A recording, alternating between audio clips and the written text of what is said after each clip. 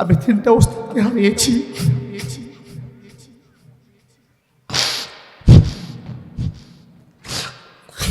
আমি যার কাছে হাফিজি পড়েছি, আমি যার কাছে পড়েছি, ওস্তাদ ইন্তেকাল করেছেন। আমার এই ওস্তাদ ইন্তেকাল করেছেন।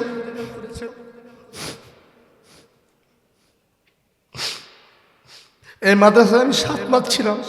7 মাসের মধ্যে আমি 9 খতম শোনাইছিলাম হুজুরকে। হুজুর আমাকে একটা কথা বলেছিল, ফাহিম,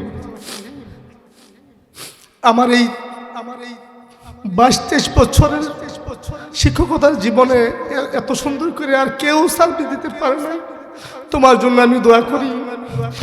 উস্তাদ আমার জন্য আমার দোয়া করেছিল। সে উস্তাদকে আমি হারিয়েছি। আমি কল্পনা করতে পারি না আপনাদের সাথে আমার দেখা হবে, আপনার সাথে আমি কথা বলতে পারবো। আমার জন্য খাস করে দোয়া করবেন, আমার ওস্তাদের জন্য দোয়া করবেন।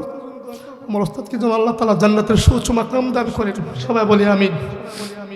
এবং আমার জন্য দোয়া করবেন আল্লাহ তাআলা যেন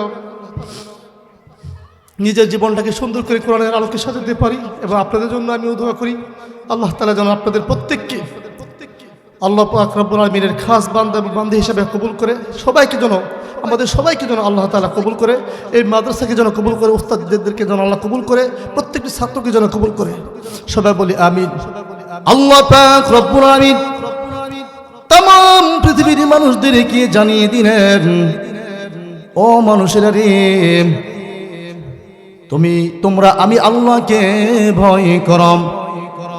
আল্লাহ পাক রব্বুল আলামিন বিভিন্ন জায়গায় বিভিন্ন আঙ্গিকে শুধু ঈমানদারদেরকে লক্ষ্য করে বলছেন, ইয়া আইয়ুহাল্লাযীনা আমানু, ইয়া আইয়ুহাল্লাযীনা আমানু। এরকম অনেক জায়গায় আছে, কোরআনের মধ্যে আছে কিনা? কিন্তু এই জায়গার মধ্যে সূরা আল হজ্জের প্রথমে আল্লাহ পাক রব্বুল আমিন জানিয়ে দিলেন, ও तमाम পৃথিবীর মানুষেরা রে, আমি আল্লাহকে ভয় করো। এখানে মুসলমান রয়েছে, বিধর্মী রয়েছে, খ্রিস্টান, ইহুদি, নাসারা, বিভিন্ন বিজাতিদেরকে আল্লাহ উদ্দেশ্য করেছেন। কি বলেন ঠিক কিনা?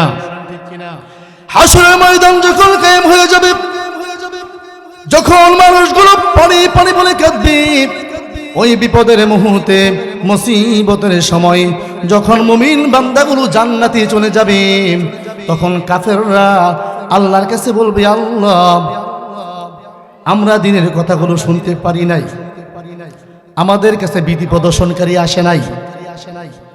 এই কথা যেন তারা বলতে না পারে, এই কথা বলার কোনো অবকাশ আল্লাহ পাক রব্বুল আমিন রাখেন নাই।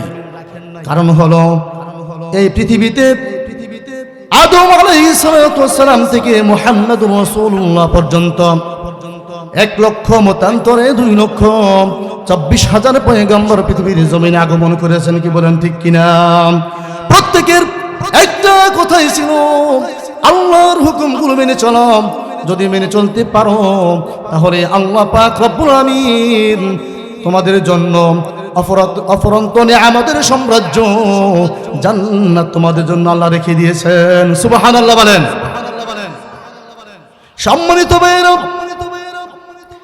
আল্লাহ পাক রব্বুল আমিন तमाम পৃথিবীর সকল মানুষদেরকে এই মেসেজ দিচ্ছেন, তোমরা আমি আল্লাহকে ভয় করো।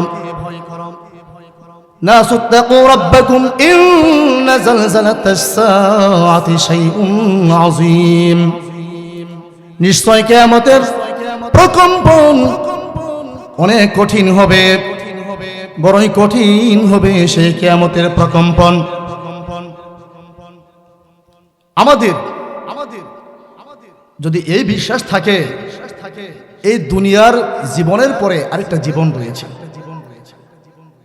যদি আমরা এই চিন্তা, এই বিশ্বাস আমাদের ভিতরে ঢুকাইতে পারি একবার, তাহলে দুনিয়ার মায়া, দুনিয়ার মোহাব্বত, আমাদের সামান্য কিছু আমাকে দুনিয়া আকৃষ্ট করবে না। কে বলেন ঠিক কিনা? কারণ হলো, দুনিয়াটা হলো ক্ষণস্থায়ী জীবন। আমাল হায়াতুদ দুনিয়া ইল্লা মাতাউল গুরুর। দুনিয়া তামসা, এই সাল ছলনাময় এই জিন্দেগি, এগুলো হচ্ছে ধোঁকা আর ধোঁকা, ধোঁকা ছাড়া আর কিছুই না। কারণ হলো, এই পৃথিবীতে আমি আপনি কত মানুষের জানাজার নামাজ পড়লাম, কত মানুষকে নিজের হাতে কবর দিয়েছি। আপনার প্রিয়জন, আত্মীয় স্বজন, অনেক মানুষদেরকে আপনি নিজের হাতে শোয়াইছেন। আপনার দাদা, পর দাদা, এরকম ভাবে বংশ বলিয়ান যারা ইতিপূর্বে ইন্তেকাল করেছে, তারা তো পৃথিবীর মধ্যে এক সময় ছিল, আমাদের মতো চলাফেরা করত। আজ তারা নাই, দুনিয়ার জমিন থেকে চিরবিদায় নিয়ে আলেমে বারজাকে চলে গেছে। কি বলেন ঠিক কিনা? তদ্রূপ ভাবে আমরা যে অবস্থায় আছি, আমরা এখন যুবক, কারো এখন দাড়ি পাকা। এখন যদি চিন্তা করি, আমাদের এখনো বয়স হয় নাই, এখনো যদি আশা করি আমরা অনেক দিন বাঁচবো, না না না, তোমার চক্ষু, তোমার অন্তর তোমাকে ধোঁকা দিচ্ছে। আল্লাহ পাক রব্বুল আমিন জানিয়ে দিলেন, কুল্লু নাফসিন যায়িকাতুল মাউত, মৃত্যুর স্বাদ গ্রহণ করতেই হবে।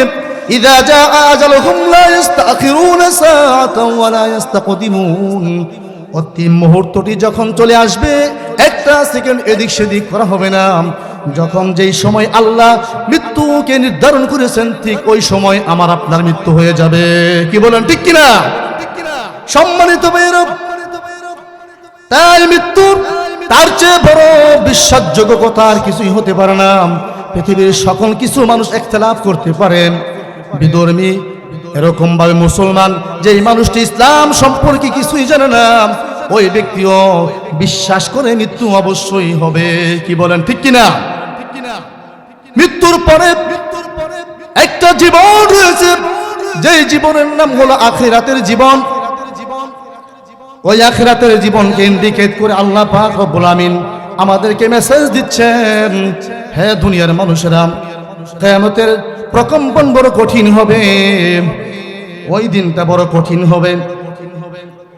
এখন আমাদের কি চিন্তা করতে হবে, আমরা যে মানুষ, আমরা আমাদের অস্তিত্ব কোথায় ছিল? আল্লাহ প্রথম আমাদেরকে চিনবার জন্য বলেছেন। কি বলেন ঠিক কিনা? আমাদেরকে কি চিনতে হবে, তারপরে নিজেকে চিনে তারপরে আল্লাহর কাজ করতে আমাদের মজা লাগবে। কি বলেন ঠিক কিনা? আগে চিনতে হবে। আল্লাহ বললেন সূরা আদ-দাহরের প্রারম্ভে, হাল আতা আলাল ইনসানি হিনুম মিনাদ দাহরি লাম ইয়াকুন শাইআম মাযকুরা। মানুষের জীবনে কি এমন একটা কাল আসে নাই যখন সে সৃষ্টির পূর্বে কোনো বিষয়বস্তু হিসাবে পরিগণিত ছিল না, কোনো অস্তিত্ব ছিল না। বিনা অস্তিত্বে আমি আল্লাহ পাক রব্বুল আমিন মানুষদেরকে সৃষ্টি করেছি। বলে সুবহানাল্লাহ। ওয়া কুনতুম আমওয়াতান, তোমরা ছিলে নিষ্প্রাণ, তোমরা কিছুই ছিল না। ফাআহইয়াকুম, তোমাদেরকে আমি আল্লাহ পাক রব্বুল আমিন জীবন দান করেছি। কি বলেন ঠিক কিনা? আমার পরিচয় ছিল না, আমার বাবার পরিচয় ছিল না, আমার মার পরিচয় ছিল না, আমার বংশ বলিয়ানে কারো পরিচয় ছিল না, আমার জ্ঞাতি গোষ্ঠীর পরিচয় ছিল না, আমার বন্ধু পরিচয় ছিল না, আমার এলাকার পরিচয় ছিল না। আল্লাহ পাক রব্বুল আমিন আমাদেরকে পরিচয় করে দিয়েছেন। ওয়া কুনতুম আমওয়াতান, তোমরা ছিলে নিষ্প্রাণ, ফাআহইয়াকুম, তোমাদেরকে আমি রব্বুল আমিন জীবন দান করেছি। বলে সুবহানাল্লাহ। ফাআহইয়াকুম সুম্মা ইউমীতুকুম, এই জীবন এক সময় শেষ হয়ে যাবে। এই পৃথিবীতে চিরদিন থাকতে পারবে না। এক সময় এই জীবনকে পাড়ি দিয়ে আখিরাতের জীবনে পদার্পণ করতে হবে। সুম্মা ইউমীতুকুম, অতঃপর তোমাদেরকে মৃত্যুর স্বাদ গ্রহণ করতে হবে, মৃত্যুবরণ করতে হবে। সুম্মা ইউহয়িকুম, শুধু মৃত্যুবরণ নয়, মৃত্যুর পরে এমন একটা জগৎ রয়েছে, সুম্মা ইউহয়িকুম, তোমাদেরকে আবার পুনরুজ্জীবিত করব। বলি সুবহানাল্লাহ। কথা কার? জোরে বলেন কথা কার? আল্লাহ পাক জানিয়ে দিলেন তোমাদের মৃত্যু হয়ে যাবে। মৃত্যু হয়ে যাওয়ার পরে শেষ নয়, সুম্মা ইউহয়িকুম, তোমাদেরকে আবার পুনরায় জীবিত করব। সুম্মা ইলাইহি তুরজাউন, অতঃপর তোমাদের প্রত্যেককে আমার কাছে আসতে হবে। বলে সুবহানাল্লাহ। আমার কাছে এসে তোমার জীবনের সমস্ত কিছু জবাবদিহিতা করতে হবে। এই মেসেজ আল্লাহ পাক আমাদেরকে দিয়েছেন। এখন আপনারা বলেন তো, আখিরাতের জীবন কি আপনারা বিশ্বাস করেন না করেন না? জোরে বলতে হবে, আখিরাতের জীবন কি বিশ্বাস হয়? যদি বিশ্বাস হয়, আমারও বিশ্বাস, আপনারা যারা এখানে বসেছেন সবাই আখিরাতের ভয়ে বসেছেন, কি বলেন ঠিক কিনা? নিজের জীবনটাকে পরিবর্তন করার জন্য এখানে বসেছেন। আমি দোয়া করি আল্লাহ পাক রব্বুল আমিন আমাদেরকে যেন আখিরাতে জান্নাতের মধ্যে দেখা করে দেয়। বলেন সুবহানাল্লাহ। সবাই বলি আমিন। সম্মানিত ভাইয়েরা, যেহেতু মৃত্যুর পরে একটা জীবন রয়েছে, আল্লাহ পাক রব্বুল আমিন ওই জীবনের প্রতি আমাদেরকে মেসেজ দিচ্ছেন, ইন্না জালজালাতাস সাআতি শাইউন আযীম। যখন নাকি হাসরের ময়দান কায়েম হয়ে যাবে, যখন মা পালিয়ে যাবে, সন্তানের কথা বলে যাবে, যখন এরকম প্রাণের বন্ধু বন্ধুর কথা বলে যাবে, আয়াতে আল্লাহ পাক রব্বুল আমিন এই কথাগুলোই বলছেন, ইয়াউমা তারাউনাহা তাযহালু কুল্লু মুরদিআতিন আম্মা আরদাআত ওয়া তাদউ কুল্লু যাতি হামলিন হামলাহা। সেদিন তোমরা দেখতে পাবে প্রত্যেক স্তন্যদায়িনী মা তার দুধের সন্তানের কথা বলে যাবে, এমন কঠিন হবে অবস্থা। শিশু সন্তানের কথা মা বলে যাবে। দুনিয়ার জমিনে যদি সন্তান বিপদে পড়ে যায়, মুসিবতে পড়ে যায়, মা পাগল হয়ে যায়, বাবা পাগল হয়ে যায়, কি বলেন ঠিক কিনা? সন্তানকে বাঁচাবার জন্য জীবনের বিনিময় হলো সন্তানকে বাঁচাই। অনেক সময় এমন হয় সন্তান যদি দুরারোগ্য ব্যাধি হয়, অনেক বেশি অসুখ হয়ে যায়, এমন অসুখ হয়েছে ডাক্তাররা বলেন আপনার সন্তানকে মনে হয় বাঁচানো যাবে না, চিকিৎসা শেষ পর্যন্ত মা ডাক্তারের হাতে ধরে পায়ে ধরে আর বলে, ডাক্তার সাহেব আপনার চেষ্টা আপনি করুন, আল্লাহ যদি আমার জীবনটাকে নিয়ে দিত, তবুও যদি আমার সন্তান বেঁচে থাকতো অনেক ভালো হতো, আমি খুশি থাকতাম, কি বলেন ঠিক কিনা? মা এই কথাগুলো বলে। কিন্তু হাসরের ময়দান এমন কঠিন হবে, ওই সময় স্তন্যদায়ী মা দুধের সন্তানের কথা ভুলে যাবে। কেমন ও কঠিন হবে, সন্তান মার কাছে যাবে, মা দুনিয়ার জমিনে মা গো আমাকে অনেক কিছু আপনি না খেয়ে খাওয়াইছেন, আপনার কোলে কত না প্রস্রাব করে দিয়েছি গো মা, কত না এরকম পায়খানা করে দিয়েছি, শীতের রজনীকে অপেক্ষা করে মা সন্তানকে ফালায় দেয় নাই। সন্তানকে মা এরকম ভাবে শত কষ্টের মধ্যে থাকার পরও সন্তানকে আগলে ধরেছে, কি বলেন ঠিক কিনা? ওই সন্তান গিয়ে যখন মার কাছে বলবে, মা মহা বিপদে পড়েছি গো মা, আমাকে একটু সাহায্য করেন। আমার বন্ধুগণ, ওই বিপদের মুহূর্তে মা পরিচয় দিবে না, মা বলবে দুনিয়ার জমিনে আমার কোনো সন্তানই ছিল না, কে গো তুমি চলে যাও, দুনিয়ার জমিনে আমার বিবাহ হয় নাই। কেন বলবে এই কথা? এই কথা বলার কারণ হলো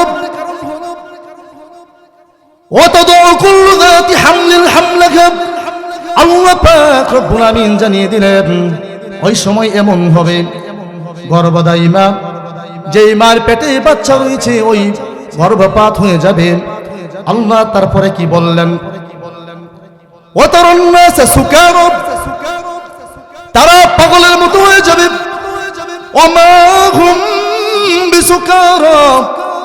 আল্লাহ তাআলা বললেন আসলে তো তারা পাগল না, ইন্না আযাবি ওয়ালাকিন্না আযাবাল্লাহি শাদীদ।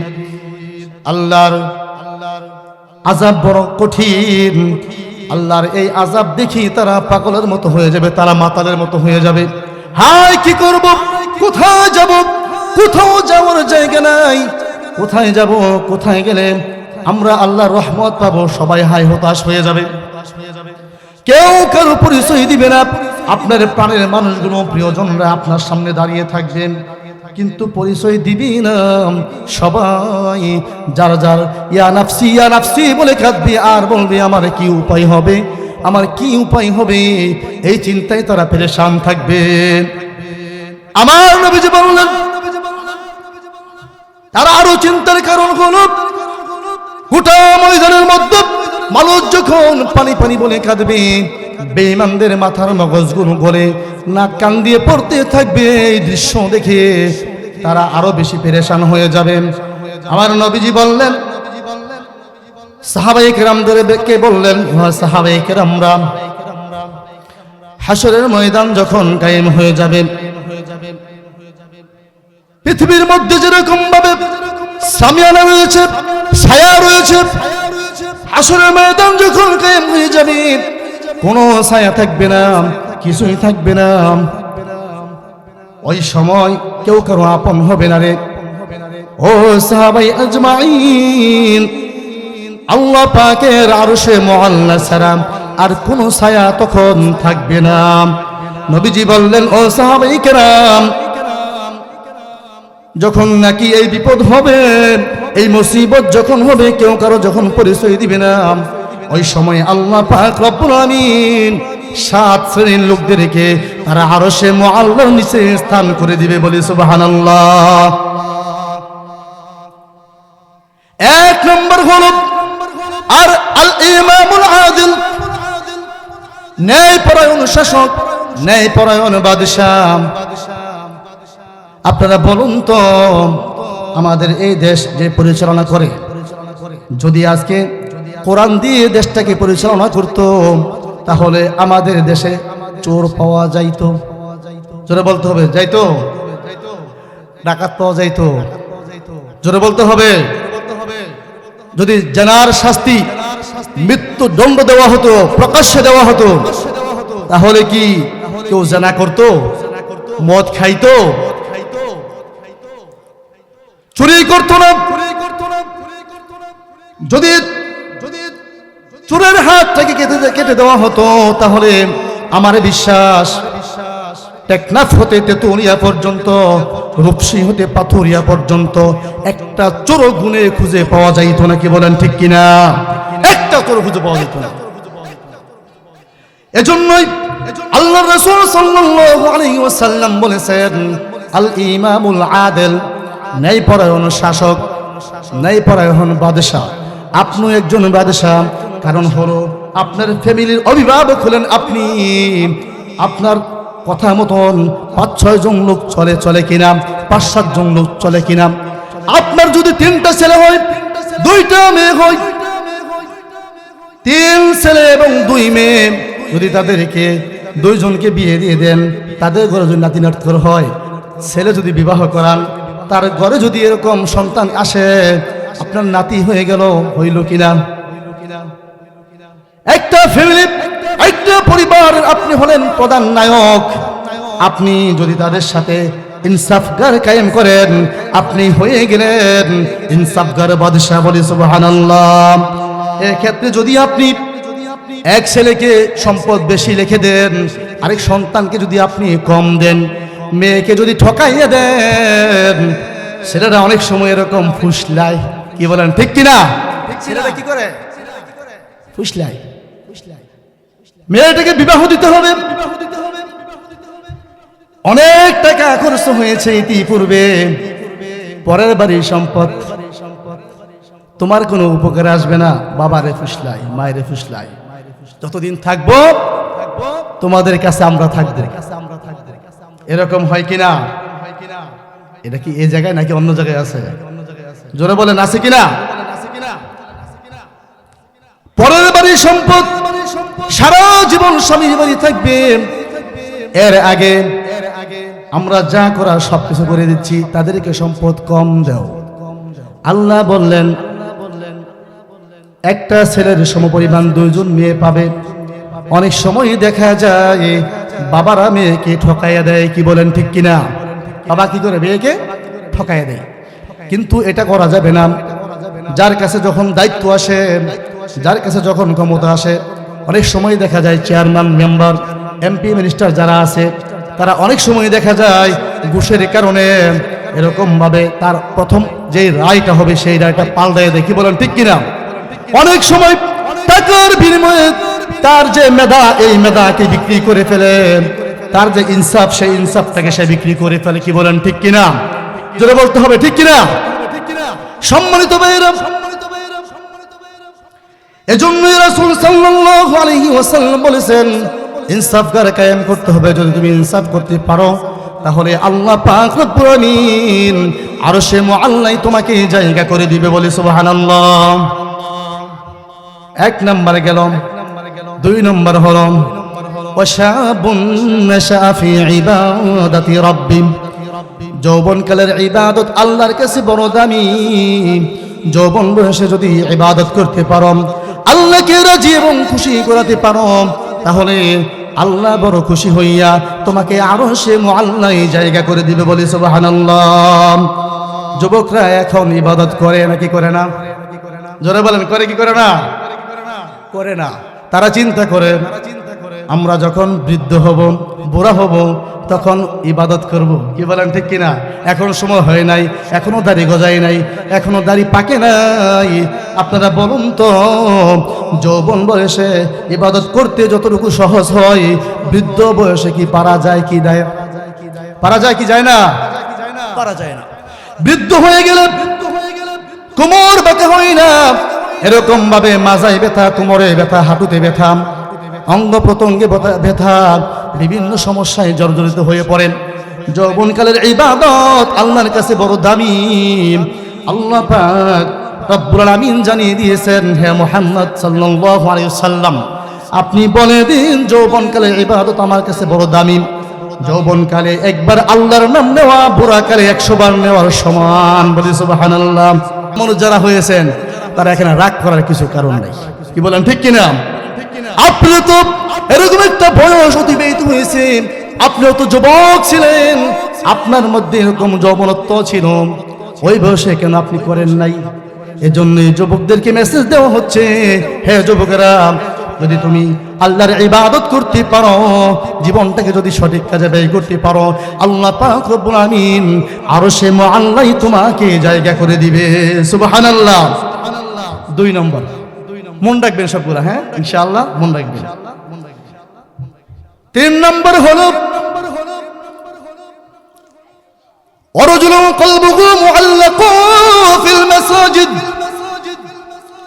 ওই সমস্ত মানুষ, যেই মানুষগুলো 5 ওয়াক্ত নামাজ মসজিদে এসে আদায় করে, জামাতের সহিত আদায় করে, মুসল্লিরা জামাত কাজা করে না, নামাজ পড়ার সঙ্গে সঙ্গে বাড়ির চাহিদার জন্য, বাড়ির কাজের জন্য, ব্যক্তিগত অন্যান্য কাজের জন্য মসজিদ থেকে বের হতে যায়, কিন্তু তারপরও তার মনটা মসজিদের মধ্যে লাগানো থাকে।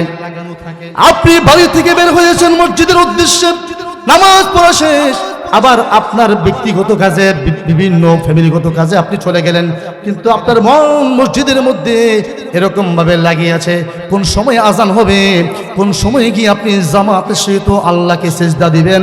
যদি আপনার মনটা এরকম হয়ে থাকে, তাহলে আল্লাহ পাক রব্বুল আমিন বলেছেন, ওই ব্যক্তিটাকে আমি আল্লাহ পাক রব্বুল আমিন আরশে মুআল্লায় জায়গা করে দিব। বলে সুবহানাল্লাহ। 4 নম্বর হলো ورجلان تحابا في الله اجتمعا عليه وتفرقا عليه, এমন 2 ব্যক্তি যে একজনকে আল্লাহর জন্য ভালোবাসে এবং আল্লাহর জন্যই তাকে ঘৃণা করে। কি বলেন, আছে কিনা এরকম লোক? যারা ইমানদার তারা কোনোদিন ঘুষখোরকে ভালোবাসে না। কি বলেন, ঠিক কিনা? যারা ইমানদার তারা কোনোদিন সুদখোরকে ভালোবাসে না। যারা ইমানদার তারা কোনোদিন, যারা পাপ কাজ বেশি করে তাদেরকে ভালোবাসে না। যারা ইমানদার তারা কোনোদিন রাসূলের বিরুদ্ধে আল্লাহর বিরুদ্ধে যায়, এরকম কোন কার্যকলাপকে তারা পছন্দ করে না। কি বলেন, করে? তারা কোনোদিন করে না। এজন্য আল্লাহর জন্য ভালোবাসতে হবে, আল্লাহর জন্যই পৃথক থাকতে হবে। সম্মানিত ভাইয়েরা, একটা ঘটনা মনে পড়ে গেছে, বলবো? আরবের বিখ্যাত বংশের স্বামী স্ত্রী, তাদের মধ্যে জীবনে কোনো কষ্ট দুর্দশা তাদের মধ্যে হয় নাই। স্ত্রী এসে কোনোদিন স্বামীকে বলে নাই, স্বামী গো, আপনার সংসারে এসে আমি কষ্টের মধ্যে ছিলাম, আমার জীবনটা বড় অতিষ্ঠ, কোনোদিন বলে নাই। আমাদের মা বোনেরা কি এরকম আছে? জোরে বলতে হবে আছে। একটা কথা বলে বলে সব কিছু দিল, ঘটনাক্রমে পান আনতে মনে নাই, চুন আনতে মনে নাই, বা লবণ আনতে মনে নাই। তার ব্যক্তিগত একটা সমস্যা হয়েছে। কি বলে ফেলে? জীবনে কিছু পাইলাম না। অকৃতজ্ঞ। কি অকৃতজ্ঞ? ও মা, তোমাকে বলে যাই, কোনদিন স্বামীর অকৃতজ্ঞ হইও না। যদি স্বামীর অকৃতজ্ঞ হয়ে যাও, আল্লাহ পাক তোমার উপরে রাগান্বিত হবে। হয়তো মনে নাই। আসলে একটা মেয়ে মানুষ বাপের বাড়ি থেকে আসে, স্বামীর কাছে আসে সুখের জন্য, কি বলেন ঠিক কিনা? তবুও তারা একটু অকৃতজ্ঞ, একটু অকৃতজ্ঞ। তাদেরকে আল্লাহ তাআলা বানাইছে ওইভাবে, তারপরও আল্লাহ তাদেরকে কি করেছে? সম্মানিত করেছে। বলে সুবহানাল্লাহ। অনেক সম্মানিত করেছে, অধিকার দিয়েছে, চতুর্থ দিয়ে অধিকার। ভাইয়ের কাছ থেকে পাবে, বাপের কাছ থেকে পাবে, এরকম স্বামীর কাছ থেকে পাবে, ছেলের কাছ থেকে পাবে, শুধু পাবে আর পাবে। কি বলেন ঠিক কিনা? আমার মা বোনেরা অনেক দামি। কি বলেন ঠিক কিনা? তারপরও অনাকাঙ্ক্ষিত তার এই কথাগুলো বলে ফেলে। এটা শয়তানের প্ররোচনায় পড়ি। এজন্যই বলি, ও মা, তুমি কোনোদিন স্বামীর অকৃতজ্ঞ হইও না। সদা সর্বদা স্বামীর জন্য কৃতজ্ঞ থাকবা, স্বামীর জন্য দোয়া করবা। ওই আরব সমাজের যে দম্পতির কথা বলছিলাম, তারা কোনোদিন তাদের মধ্যে কষ্ট নাই, কিচ্ছু নাই। হঠাৎ করে স্বামী এরকম ভাবে স্ত্রীকে বলতেছে, স্ত্রী গো, তুমি আজকে যা চাও তোমাকে আমি তাই দিব। সুবহানাল্লাহ বলেন, জোরে বলেন সুবহানাল্লাহ। এখন এই কথা শোনার সঙ্গে সঙ্গে স্ত্রী একটা কথা বলে ফেলেছেন, হে স্বামী, আপনি বলেছেন যদি আমি যা চাই, আমি যদি যা চাই, আমি যা চাই তাই আপনি দিবেন। কথাটা কি সত্য? কথাটা কি আসলে বাস্তব কিনা? স্বামী বলতেছে অবশ্যই দিব। এবার স্ত্রী বললেন, হ্যাঁ স্বামী, যেহেতু আপনি আমার কথা মতো আপনি আমাকে আমি যা চাই তাই দিবেন, আমার কথা হলো আপনি আমাকে তালাক দিয়ে দেন। বড় আশ্চর্যের ব্যাপার। স্বামী তো হতভম্ব হয়ে গেছে, বিশাল চিন্তায় পড়ে গেল। স্বামী কোনোদিন কল্পনা করতে পারে না আমার স্ত্রী আমাকে এই ধরনের কথা বলবে। এই কথাটা বলছে এমন একটি সময়, তারা একেবারে খুব আনন্দের মুহূর্তে এই কথাটা বলেছে।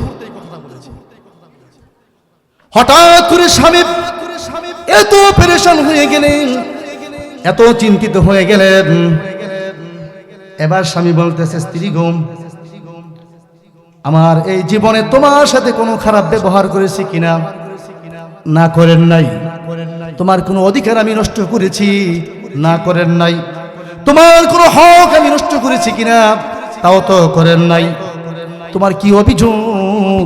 কি কারণে তুমি আমার কাছে তালাক চাচ্ছ? স্ত্রী বলতেছে, আপনি যা বলছেন তাই করেন। যেহেতু আপনি বলে ফেলেছেন, আমি যা চাইব আপনি আমাকে তাই দিবেন, আমাকে তালাক দিয়ে দেন, আর কিছু শুনতে চাই না। এবার স্বামী বড় বিপদে পড়ে গেছে, মুসিবতে পড়ে গেছে। এবার স্ত্রীকে বলল, হ্যাঁ স্ত্রী, চলো আমরা একটু মুহাম্মাদুর রাসূলুল্লাহ সাল্লাল্লাহু আলাইহি সাল্লামের দরবারে যাই সমাধান করার জন্য। সুবহানাল্লাহ বলবেন না? জোরে বলেন সুবহানাল্লাহ। স্বামী স্ত্রীর পথের মধ্যে হঠাৎ করে স্বামী বেচারা অত্যন্ত চিন্তিত। হঠাৎ করে সে ঘুরে পড়ে গেছে, হসট খেয়ে পড়ে গেছে। এরকম ভাবে পা থেকে রক্ত ঝরা শুরু করেছে। এবার স্ত্রী চিন্তা করতেছে, ওই জায়গায় আর যাওয়া লাগবে না। স্বামী কি বলতেছে, চলো বাড়িতে চলে যাই। স্বামী বলতেছে, না না, সমাধান না নিয়ে যাব না। এবার স্ত্রী বলতেছে, আমার পরীক্ষা হয়ে গেছে। কি হয়ে গেছে? পরীক্ষা হয়ে গেছে। এবার স্ত্রী বলতেছে চলো বাড়িতে চলে যাই। স্বামী বলতেছে ব্যাপারটা বুঝলাম না। বুঝার দরকার নাই, চলো বাড়িতে চলে যাই। বাড়িতে চলে গেল। চলে যাওয়ার পরে স্ত্রী বলতেছে স্বামী গো, আপনি তো বলেছেন যদি সংসারের মধ্যে অশান্তি না আসে, যদি বিপদ মুসিবত না আসে, আপনি তো রাসূলের কাছ থেকে শুনে কথা বলেছেন, তাহলে পরিপূর্ণ ঈমানদার হতে পারে না মানুষ। আমি চিন্তা করতেছি যখন আপনি এই কথা বলেছেন রাসূলুল্লাহ সাল্লাল্লাহু আলাইহি ওয়াসাল্লামের কাছ থেকে শুনি না, তারপর থেকে আপনার সংসারে এসে কোনোদিন আমি কোনো অশান্তি, কোনো দুঃখ দুর্দশা পাই নাই বিদায় আমি চিন্তা করলাম আমার স্বামী মনে হয় প্রকৃত ঈমানদার না, প্রকৃত মুমিন না। এই চিন্তা করে আমি কইতাছি যে এই ঈমান খাটোলা লোক, ওর সংসার করে আমার কোনো লাভ নাই। কথা বুঝতে পারছেন? ঈমানদার নয়। হ্যাঁ স্বামী, আপনার সংসারে আসার পরে আমি কোনোদিন এরকম ভাবে কষ্ট পতিত হই নাই। আমি ধরে নিয়েছি হয়তো আপনি প্রকৃত ঈমানদার না, আপনাকে পাক করে খাওয়ানো, আপনার খেজমত করা আমার ঠিক না। এখন বুঝে ফেলেছি আল্লাহ পাক রব্বুল আমিন আপনাকে কষ্ট দিয়ে আমার মনের যত চিন্তাগুলো সব দূর করে দিয়েছে। সুবহানাল্লাহ। আমি এখন থেকে বুঝতে পারলাম আপনি ঈমানদার। এই যে ভালোবাসা, এই ভালোবাসা কিসের জন্য হয়েছে? আল্লাহর জন্য। কিসের জন্য? আল্লাহর জন্য। যে আল্লাহ মনে হয় আপনাকে পছন্দ করে না, এজন্য আপনার কাছে আল্লাহ বিপদ দুঃখ দুর্দশা দেয় না। তো আমি আপনার মতো, যেহেতু আল্লাহ আপনাকে পছন্দ করে না, তো আপনার মতো মানুষকে আমার পছন্দ করার কোনো দরকার নেই, এজন্য আমাকে তালাক দিয়ে দেন। তো যেহেতু আপনাকে আল্লাহ কষ্ট দিছে, আমি বুঝতে পেরেছি আল্লাহ আপনাকে পছন্দ করে, এজন্য অরজুলানে তাহাব্বা ফিল্লাহি ইজতামা আলাইহি ওয়া তাফাররাকা আলাইহি। এটা কয় নম্বর গেল? কয় নম্বর গেল? 4 নম্বর। কয় নম্বর? 5 নম্বর হলো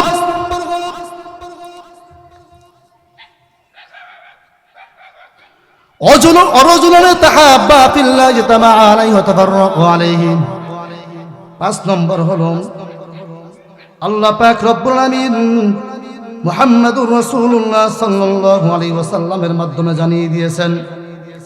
হ্যাঁ নবী গো, আপনি বলে দেন অরজুলুন দাআতহু যাতু মানসাবিন ওয়া জামালিন ফাকালা ইন্নী আখাফুল্লাহ। ওই সমস্ত মানুষ যাকে সুন্দরী রূপসী এরকম ভাবে উচ্চ বংশীয়া নারী কোন পুরুষকে এরকম ভাবে ওই খারাপ কাজের দিকে অফার করেন, যদি বলে কেউ যে খারাপ কাজের দিকে অগ্রসর হও, অরজুলুন দাআতহু যাতু মানসাবিন ওয়া জামালিন, এবং উচ্চ বংশীয়া নারী, যেই নারী তোমাকে জিনার দিকে আকৃষ্ট করে তোমাকে বলে কি প্রেম করবা, চলো অমুক পার্কে চলে যাই। যদি এরকম উচ্চ বংশীয়া কোন রূপবতী নারী যদি কোনো পুরুষকে বলে, আপনারা বলেন তো বর্তমান যেই সময় যেই অবস্থা, এই সিচুয়েশনের মধ্যে কোন পুরুষ ঠিক থাকতে পারবে? যদি বলেন পারবে। তারপর নবীজি বললেন অরজুলুন দাআতহু যাতু মানসাবিন ওয়া জামালিন, সুন্দরী কি কালো না, কালি না, সুন্দরী।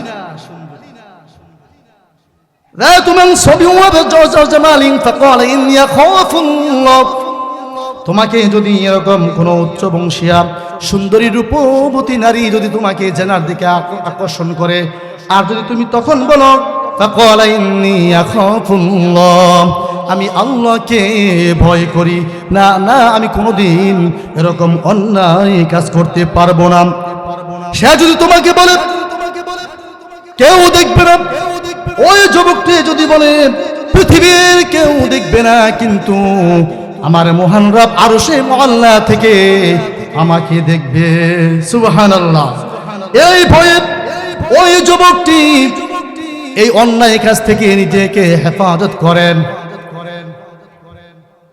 এরকম ভাবে রোমের সম্রাট এরকম ভাবে 9 জন যুবককে, ঈমানদার যুবককে আটক করেছে। এরকম ভাবে প্রাণের বন্ধুর সামনে তাদেরকে মেরে ফেলেছে। শেষ পর্যন্ত আপন ভাইকে ওই রাজা মেরে ফেলেছে। শেষ পর্যন্ত সে আছে একা। এবার তাকে বলতেছে, হ্যাঁ যুবক, আরবের টকবকে যুবক, সুন্দর সুস্থি চেহারা, সুঠাম দেহের অধিকারী যুবক যখন ওই রুমে আটকা পড়েছে, আটকা পড়ানোর পরে আবার বলতেছে, ও যুবক, তুমি যদি খ্রিস্টান হয়ে যাও, তুমি যদি ধর্ম ত্যাগ করো, তাহলে আমার এই সুন্দরী নারী তোমার সাথে বিবাহ দিব। বলি নাউযুবিল্লাহ, জোরে বলেন নাউযুবিল্লাহ। শুধু তাই নয়, আমার যে রাজ্য রয়েছে এই রাজ্যের অর্ধেক আমি তোমাকে দিয়ে দিব। আর যদি তুমি এরকম ভাবে ঈমান না ছাড়ো, তোমাকে কিন্তু পূর্বের যেই যাদের অবস্থা যেরকম হয়েছে দেখছো, তাদেরকে মেরে ফেলেছি, আগুনে পোড়াইছি, তেলের মধ্যে ভাজছি, তোমার দশা তাই হবে।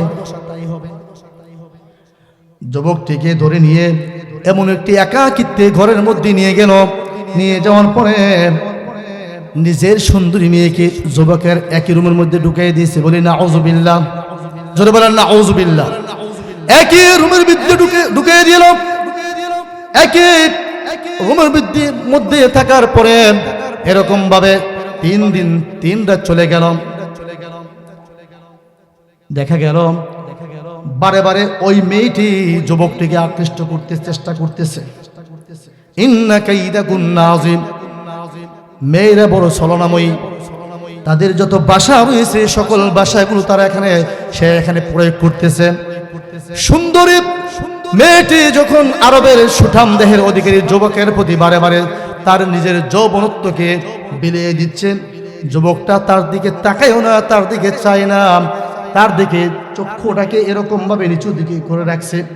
3 দিন 3 রাত থাকার পরে এরকম ভাবে যুবকটি তারপরও তার দিকে তাকাই নাই। তার যৌবনত্ব, তার যে এরকম আল্লাহর ভয়, এই ভয়টা এত বেশি কাজ করেছে। বারে বারে সে চিন্তা করলো, পৃথিবীর কেউ দেখে নাই এই রাজ্য আমি চাই না, এই সুন্দরী রূপবতী নারী আমি চাই না, আমি চাই জান্নাতি হুর। বলি সুবহানাল্লাহ। আমি আল্লাহকে ভয় করি। আল্লাহর ভয় যখন যুবকটার ভিতরে ঢুকেছে, শেষ পর্যন্ত ওই মেয়েটি বলতেছে বাবাকে, হে বাবা, তুমি আমাকে কার কাছে পাঠাইছো? সে পাথরও না, সে লোহাও না, হ্যাঁ খায়ও না। বলি সুবহানাল্লাহ, জোরে বলেন সুবহানাল্লাহ। তাকে বলা হয় ঈমান। সম্মানিত ভাইরা, সুন্দরী রূপবতী যদি আপনাকে কারো যৌবনত্বের দিকে আকর্ষণ করে, আকৃষ্ট করার জন্য চেষ্টা করে, আর আপনি যদি বলেন ফাকালা ইন্নী আখাফুল্লাহ, আপনি যদি বলেন যে আমি আল্লাহকে ভয় করি, এই ভয় কইরা যদি আপনি আপনার জীবনটাকে হেফাজত করতে পারেন, আপনার যৌবনটাকে যদি আপনি হেফাজত করতে পারেন, আল্লাহর রাসূল সাল্লাল্লাহু আলাইহি ওয়াসাল্লাম বলেছেন ওই মানুষটিকে আল্লাহ পাক রব্বুল আলামিন আরশে মুআল্লার মধ্যে স্থান দিয়ে দিবে। বলি সুবহানাল্লাহ। অনুরূপভাবে আমি মা বোনদেরকে বললাম, ও মা, ও বোনেরা, যদি আপনারাও আপনাদের যৌবনত্বকে এরকম ধরে রাখতে পারেন, যদি আল্লাহকে আপনিও ভয় পান, তাহলে আল্লাহ পাক রব্বুল আমিন আপনাকেও আল্লাহর আরশের ছায়ার নিচে স্থান দিবেন। সুবহানাল্লাহ। এটা হলো কয় নম্বর? আপনারা মন রাখলে কেন? মন রাখতে হবে। 5 নম্বর না?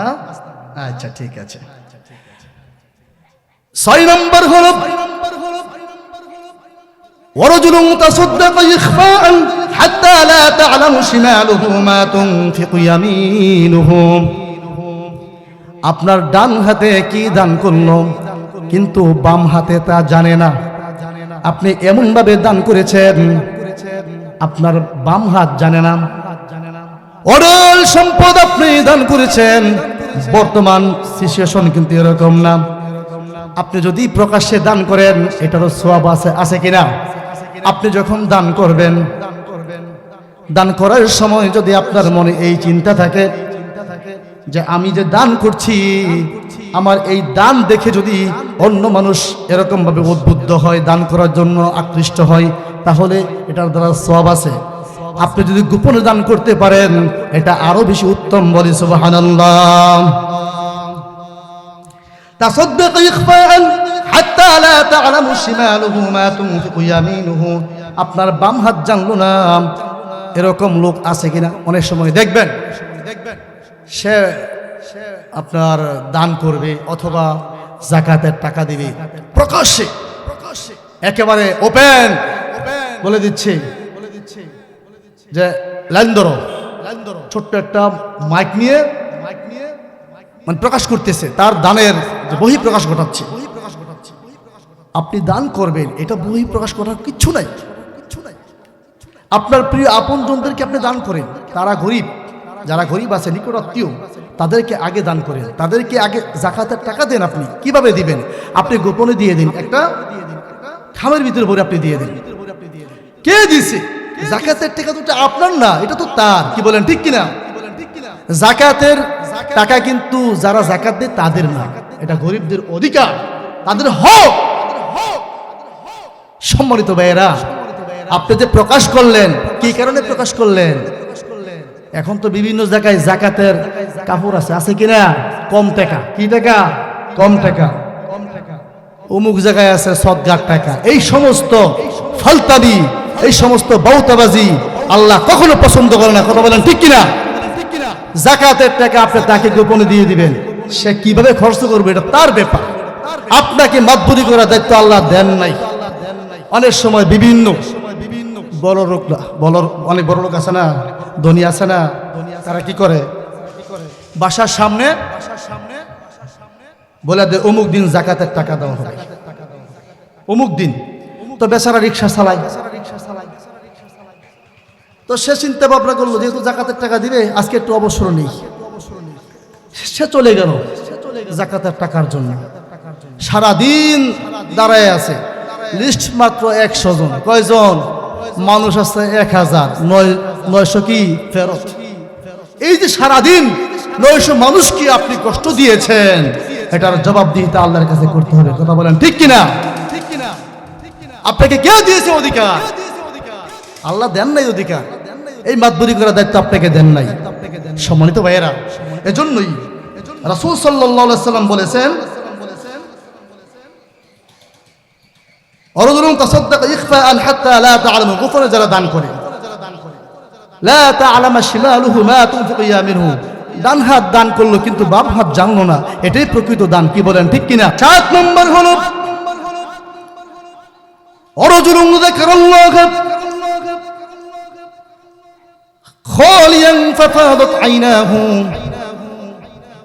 যে ব্যক্তি নিভৃতে নির্জনে আল্লাহর ভয়ে কান্না করে। সুবহানাল্লাহ, যারা বলেন সুবহানাল্লাহ। নির্জনে নিভৃতে আপনি আজকে রাত্রে এরকম ভাবে ঈশ্বরের নামাজ পড়েছেন, যখন খাবার খেয়ে আপনি শুয়ে পড়বেন, সারাদিনের চিন্তা করবেন আমি কি কি ভালো কাজগুলো করেছি আর কি কি মন্দ কাজগুলো করেছি। আমি যেই ভালো কাজ করেছি এই কাজ দিয়ে আল্লাহকে খুশি করা যাবে কি যাবে না, এই চিন্তা আপনাকে করতে হবে। আর যদি আপনি খারাপ কাজ করেন আর যদি চিন্তা করেন না না না এই খারাপ কাজ দিয়ে আল্লাহ সন্তুষ্টি অর্জন করা যাবে না, আল্লাহ আমার প্রতি রাগ থাকবে, আল্লাহ যদি আমার প্রতি রাগান্বিত হয়ে যান তাহলে আল্লাহ পাক রব্বুল আমিন আমাকে জাহান্নামে প্রবেশ করাই দিবেন, ঢুকাইয়া দিবেন জাহান্নামের মধ্যে। যদি আপনার মধ্যে এই চিন্তা আসে, এই চিন্তা আসার পরে আপনার চোখ দিয়ে পানি বের হয়, কি বের হয়? আল্লাহর কাছে সবচেয়ে দামি জিনিস হলো মুমিনদের চোখের পানি।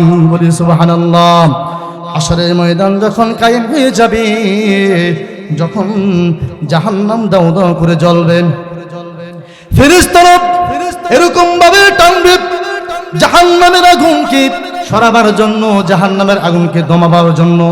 কিন্তু জাহান্নামের আগুন এরকম ভাবে দমবে না, আরো বেশি বেশি জ্বলতে থাকবে। এবার আল্লাহ পাক রব্বুল আমিন হুকুম দিবেন, ফেরেশতারা রে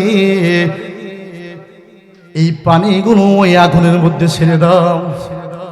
আল্লাহ বলেছেন ফালইয়াদহাকু কালীলাও ওয়ালিয়াবকু কাসীরা, বেশি বেশি করে কাঁদো, কাঁদলে আল্লাহ খুশি হয়, কাঁদলে জীবনের গুনাহ আল্লাহ মাফ করে দেন। এবং বেশি বেশি করে কাঁদো আর কম করে হাসো, হাসা আল্লাহ পছন্দ করে নাকি বলেন ঠিক কিনা? কাহকা জোরে জোরে হাসা এগুলো আল্লাহ পছন্দ করে। কান্না আল্লাহর কাছে বড় দামি। ফেরেশতারা বড় আশ্চর্য হয়ে গেল, হে আল্লাহ, এত এত কোটি কোটি ফেরেশতারা জাহান্নামকে দমাবার জন্য চেষ্টা করলাম, কিন্তু জাহান্নাম দমল না। যেই মাত্র অল্প পানি দিয়েছো জাহান্নাম অনেকটা দমে গেছে। আল্লাহ গো, এই পানিগুলো কিসের পানি গো? আল্লাহ বলবেন, ফেরেশতারা রে, এই পানিগুলো পৃথিবীর কোনো সমুদ্রের পানি না, মহাসমুদ্রের আটলান্টিক মহাসাগরের পানি না, এই পানি কোনো নলকূপের পানি না, এই পানি হলো আমার মুমিন বান্দাদের চোখের পানি। বলি সুবহানাল্লাহ। সম্মানিত ভাইয়েরা, আল্লাহর রাসূল সাল্লাল্লাহু আলাইহি ওয়াসাল্লাম জানিয়ে দিয়েছেন, আজর আরজুলুন যাকারুল্লাহা খালিয়ান ফাফাদাত আইনাহু। বুখারী ও মুসলিম শরীফের হাদিস, লম্বা একটি হাদিসের ব্যাখ্যা আপনাদের কাছে দিলাম। এই চোখের পানির এত দাম আল্লাহ জানিয়ে দিলেন। কোরআনুল কারীমের প্রথম হিডিংয়ে আমি যে আয়াতগুলো পড়েছি, আমাকে ভয় করো, আল্লাহ বললেন আমাকে ভয় করো, আমাকে ভয় করো। আমানুত্তাকুল্লাহ হাক্কা তুকাতিহি ওয়া লা তামুতুন্না ইল্লা ওয়া আনতুম মুসলিমুন। ভয় করার মতো ভয় করো। সাপ বিচ্ছুকে তোমরা যেরকম ভাবে ভয় করো, হিংস্র প্রাণীকে তোমরা যেরকম ভাবে ভয় করো, ডাকাতকে তোমরা যেরকম ভাবে ভয় করো, ছিনতাইকারীকে যেরকম ভাবে তোমরা ভয় করো, আমি আল্লাহকে কিন্তু তোমরা এরকম ভয় করো না। তার চেয়ে কোটি কোটি গুণ বেশি আমি আল্লাহকে তোমরা ভয় করো। বলে সুবহানাল্লাহ। হাক্কা তুকাতিহি ওয়া লা তামুতুন্না ইল্লা ওয়া আনতুম মুসলিমুন। এবং পরিপূর্ণ মুসলমান না হইয়া কিন্তু মৃত্যুবরণ করো না।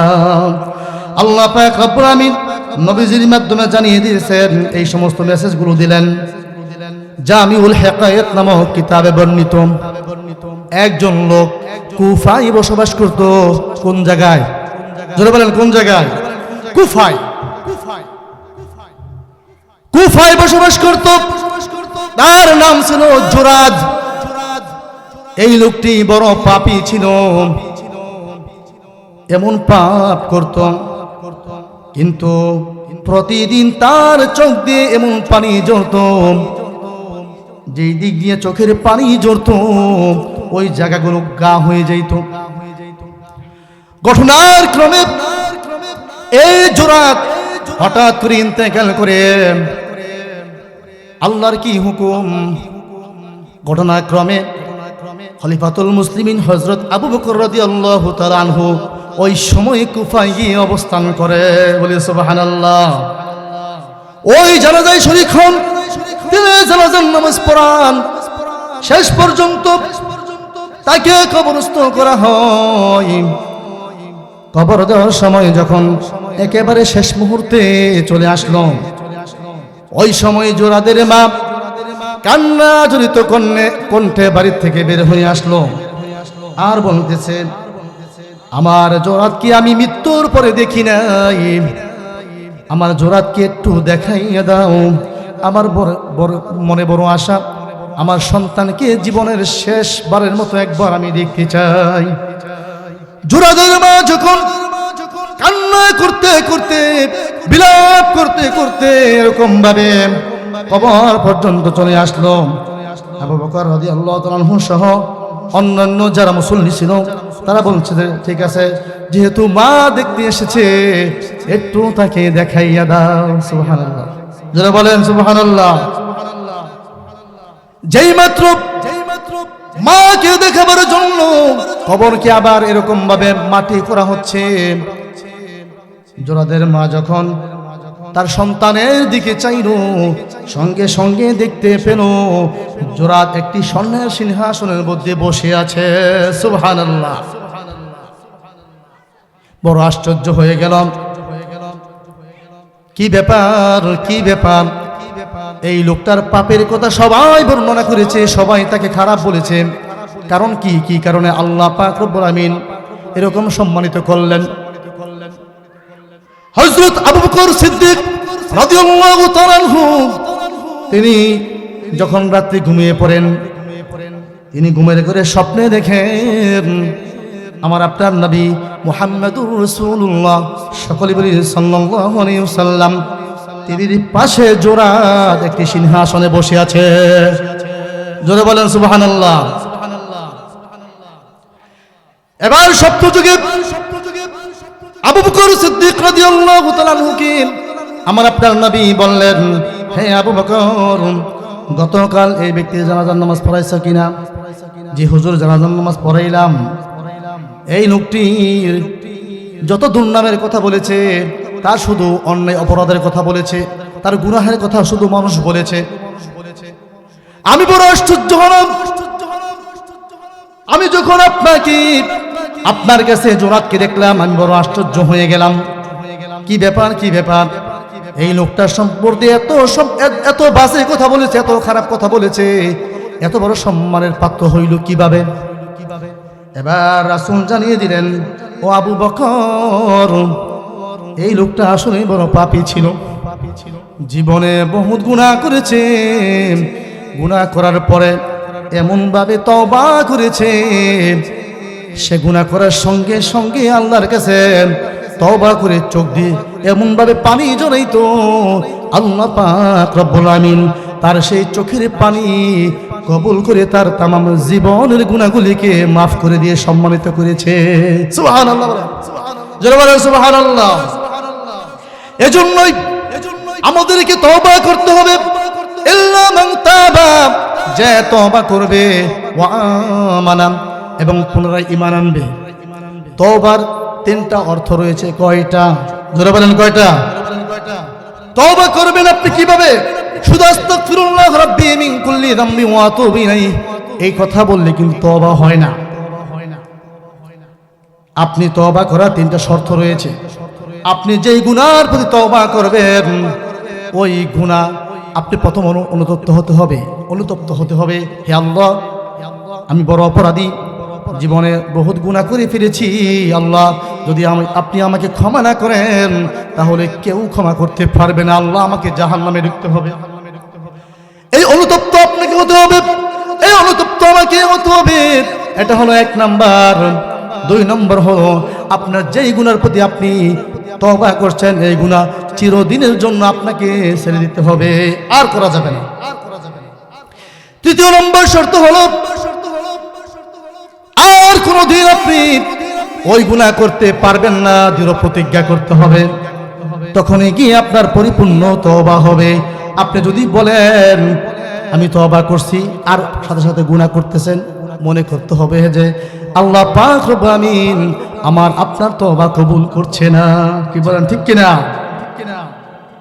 এই তওবা কেন করবেন আপনি? তওবা করব এজন্য যে আমরা এই জীবনে কত না অন্যায় করেছি, কত ভুল না আমরা জীবনে করেছি, এই জীবনে কত অপরাধ না করেছি, মনের অজান্তে কত অপরাধ আমাদের হচ্ছে। কি বলেন, ঠিক কিনা?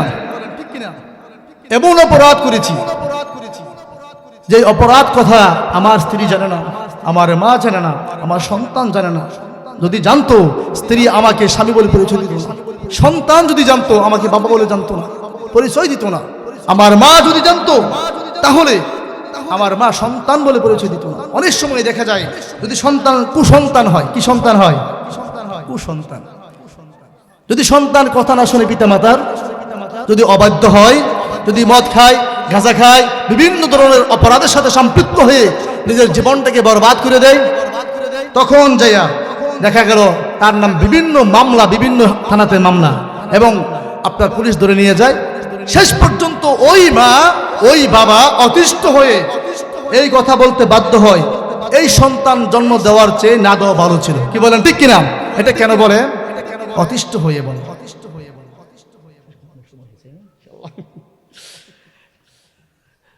সম্মানিত উপস্থিতি, এখানে যারা বসে আছেন তারা হয়তো আমাকে 2-1 দিন আগে দেখে, কি বলেন, 1 সপ্তাহ আগে বা 2 সপ্তাহ আগে দেখেছেন। আমি অত্র মাদ্রাসার একজন নগণ্য ছাত্র। তো আমি বিশেষ করে আমার উস্তাদ হাফেজ মাওলানা মোহাম্মদ আলী সাহেব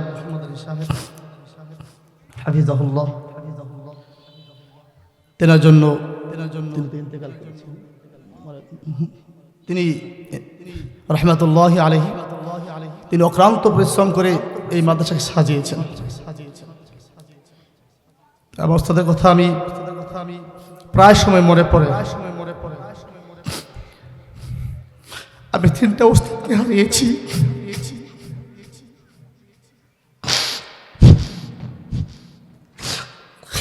আমি যার কাছে হাফিজে পড়েছি, আমি যার কাছে পড়েছি, উস্তাদ ইন্তেকাল করেছেন।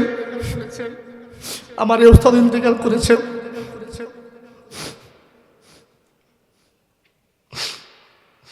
এই মাদ্রাসায় আমি 7 মাস ছিলাম। 7 মাসের মধ্যে আমি 9 খতম শোনাইছিলাম হুজুরকে। হুজুর আমাকে একটা কথা বলেছিল, ফাহিম, আমার এই 22-23 বছরের শিক্ষকতার জীবনে এত সুন্দর করে আর কেউ সার্ভিস দিতে পারে না। তোমার জন্য আমি দোয়া করি। উস্তাদ আমার জন্য আমার দোয়া করেছিল। সে উস্তাদকে আমি হারিয়েছি। আমি কল্পনা করতে পারি না আপনাদের সাথে আমার দেখা হবে, আপনার সাথে আমি কথা বলতে পারবো। আমার জন্য খাস করে দোয়া করবেন, আমার উস্তাদের জন্য দোয়া করবেন। আমার উস্তাদকে যেন আল্লাহ তাআলা জান্নাতের সুউচ্চ মাকাম দান করেন, সবাই বলি আমিন। এবং আমার জন্য দোয়া করবেন আল্লাহ তাআলা যেন নিজের জীবনটাকে সুন্দর করে কোরআনের আলোকে সাজাতে পারি। এবং আপনাদের জন্য আমিও দোয়া করি আল্লাহ তাআলা যেন আপনাদের প্রত্যেককে আল্লাহ পাক রব্বুল আলামিনের খাস বান্দা এবং বান্দী হিসেবে কবুল করে, সবাইকে যেন আমাদের সবাইকে যেন আল্লাহ তাআলা কবুল করে, এই মাদ্রাসাকে যেন কবুল করে, উস্তাদদেরকে যেন আল্লাহ কবুল করে, প্রত্যেকটি ছাত্রকে যেন কবুল করে, সবাই বলি আমিন। শেষ করলাম। ওয়া আখিরু দাওয়ানা আলহামদুলিল্লাহি রাব্বিল আলামিন। আসসালামু আলাইকুম ওয়া রাহমাতুল্লাহি ওয়া বারাকাতুহু।